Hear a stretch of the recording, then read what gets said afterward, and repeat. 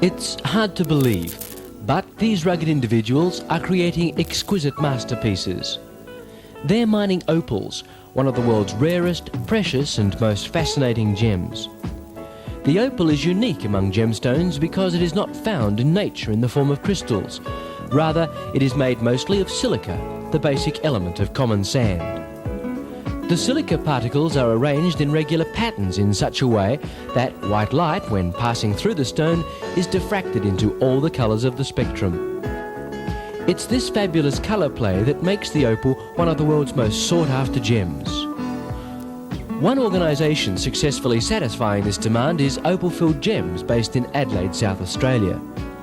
Opal-Filled Gems had humble beginnings back in October 1972 when David Oldfield, a highly qualified and talented opal cutter, commenced opal production in a small garage at the back of his home. Employing 4 other cutters, it wasn't long before the vibrant young company outgrew its premises. The cutting plant was relocated, but again, due to continued success, new premises were soon required. Eventually, in 1978, Opal-Filled Gems moved to its current location at 29 King William Street in Adelaide and purchased the naming rights to the building, dubbing it Opal-Filled House. Now, with outlets and factories throughout Australia and various parts of the world, Opal-Filled Gems employs a large number of dedicated staff. The success of the company can be directly attributed to David's perseverance, abilities and innovation. Pioneering new opal cutting methods and applying the latest technologies available, Opal-Filled Gems became at one time the world's largest producer of triplet opals, processing, selling and dispatching up to 20,000 units per week. In recent times, however, a more romantic involvement with the gem has emerged. Now specialising in the rarest and most valuable of top-quality opal, Opal-Filled Gems is committed to accommodating the more exclusive tastes of truly discerning clients. This more personalised approach is accompanied with guarantees on all pieces. Australia produces approximately 95% of the world's commercial opal.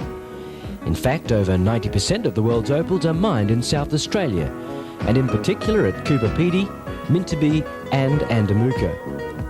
Opal was first discovered at Andamuka in 1930, while the first finds in Mintabee and Coober Pedy were in 1922 and 1915 respectively. In early days, methods of mining were simple and inexpensive, with prospectors' tools consisting of a pick, a shovel, a pocket knife and pliers. Selecting the area to mine involved locating pieces of weathered opal and searching for the main vein. Workings consisted mainly of burrows and shallow trenches less than 1 metre deep along the escarpment edge. Nowadays, of course, mechanised equipment has replaced traditional methods. Usually a drill is put down to take samples. The cuttings brought up by the drill are searched for chips of opal, and if a good trace is found, it's most likely a shaft is sunk. A tunnelling machine makes relatively light work of digging underground, while above the ground bulldozers are used in open cut methods. The bulldozers cut down to levels as deep as 25 metres, but this form of mining is very expensive and is therefore less common. When opal first comes out of the ground, it looks something like this. It's then up to the artist to create the masterpiece. The rough opal that I buy from the miners is like the raw material for creating the work of art. It's like the canvas, it's like the oils. When I'm looking to cut a top quality piece of opal, I'm looking to find some suggestion of landscape or some natural beauty in there that I can capture and I can sculpture and transform into a masterpiece that we can gift wrap in gold. Not all opals are crafted this way. Opals can be marketed as fabricated stones, such as doublets, which consist of a thin layer of opal laminated to a backing. Triplets are created by slicing opal into very thin layers. These fine layers are then adhered to a black backing, and a crystal quartz cap is placed over the top. Triplets are made to resemble very expensive solid opal, but at a fraction of the cost. Solids exist in basically 3 forms: milky opal, black opal, and crystal opal.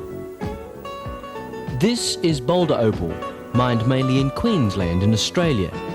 When it is cut, the host rock is left on the back. Generally, the most valuable opals are black and crystal opals, like those mined at Minterby and Coopapedy in South Australia.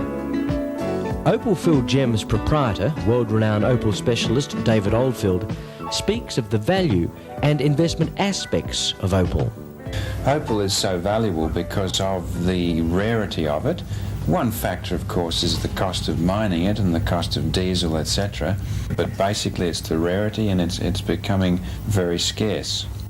Opal is an excellent investment. Over the last 20 years, the value of rough opal straight out of the ground has gone up 20 times. And when you relate this to the value of gold and diamonds, it makes it an excellent investment. Not all opal has increased 20 times in those years. I'm talking about the style of opal that we deal with, top quality crystal opal and black opal.